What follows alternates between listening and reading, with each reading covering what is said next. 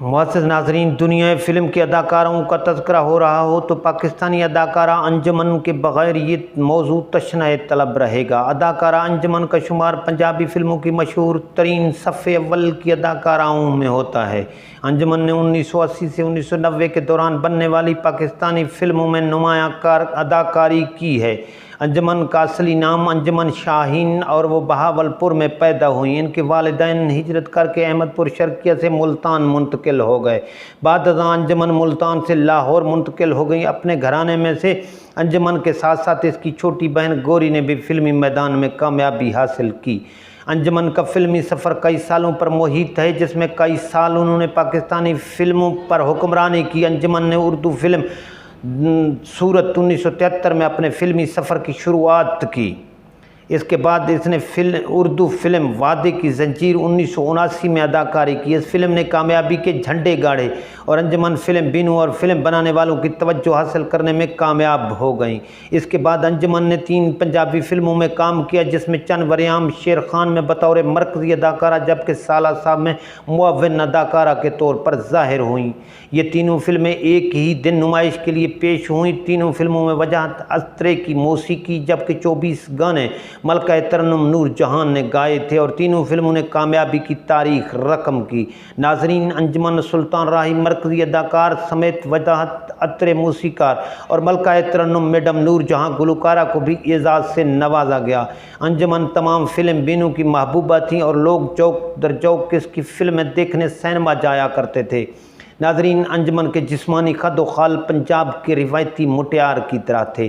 انجمن کا قد نہایت درمیانہ اور اس کے چہرے کے نقوش جاذب نظر، اس کا مخصوص قد، ستواں ناک، بھرے ہوئے گال اور مخروط ٹھوڑی ہی سبب تھے کہ وہ اپنے وقت کی معروف ترین اور مقبول ترین فلمی اداکارہ تھیں۔ اس کے جسم کے زیر و بم ہر پنجابی نوجوان کے لیے دلکش اور حسین تھے۔ انجمن کی ابتدائی فلمیں اردو تھیں مگر بعد میں وہ پنجابی فلموں کی مقبول ترین اداکارہ بن گئی۔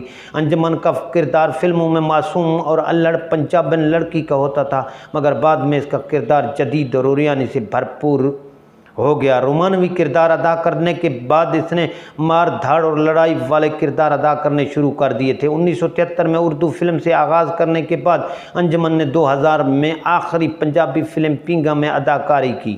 انجمن نے انکم ٹیکس کمشنر مبین ملک سے شادی کی اور ان سے 3 بچے پیدا ہوئے، 2 بیٹے عدنان ذیشان اور 1 بیٹی ایمان۔ اس دوران انجمن نے فلم انڈسٹری چھوڑ دی اور برطانیہ منتقل ہو گئی اور اپنے ہی اہل خانہ کے ہمراہ وہیں مقیم رہیں۔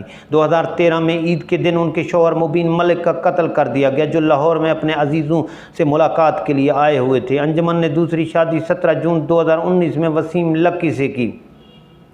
شادی کی تقریب میں صرف قریبی دوست اور رشتہ دار شامل ہوئے۔ انجمن نے 1999 میں فلم چودرانی میں مرکزی کردار اداکاری سے فلم میں واپسی کا اعلان کیا۔ اس کے چاہنے والے فلم بینو نے اس کا نہایت گرمجوشی سے خیر مقدم کیا اور قیاس کیا کہ اس کی فلم چودرانی نمایاں کامیابی حاصل کر لے گی، مگر فلم کے نمائش کے لیے پیش ہونے کے کچھ روز بعد یہ قیاس غلط ثابت ہوا اور فلم متوقع کامیابی حاصل نہ کر سکی۔ اس فلم کے بعد انجمن کو ایک اور فلم جگ ماہی 2000 میں غلام محی الدین کے ساتھ پیش ہوئی۔ اس فلم نے تھوڑا سا متوقع کاروبار کیا، تاہم آخری ہفتوں میں اس فلم کی نمائش کے دوران بیشتر سینما ہال خالی ہی رہے۔ اس کے بعد انجمن کی ایک اور فلم پینگا نمائش کے لیے پیش ہوئی۔ اس فلم میں انجمن کے ساتھ سعود نے اداکاری کی تھی۔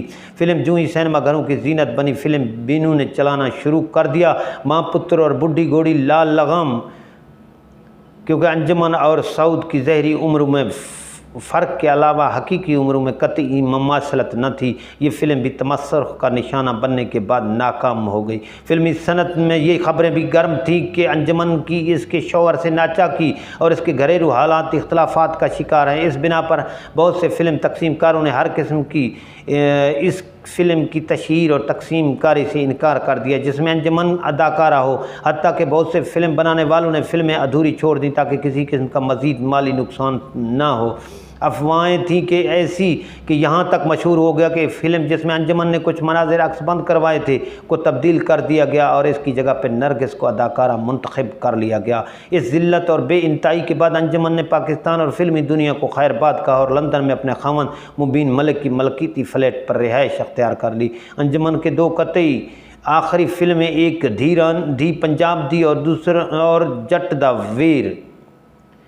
जट द वैर जो अंजुमन के जाने के बाद नुमाइश के लिए पेश की गई थी, कामयाबी से हमकरार हुई। अंजुमन के मायूस कुन इख्तितामी फिल्मी सफ़र पर शायद इसके दीवाने नाराज़ हों जो अंजुमन के रक़्स और अदाकारी के दिलदार थे।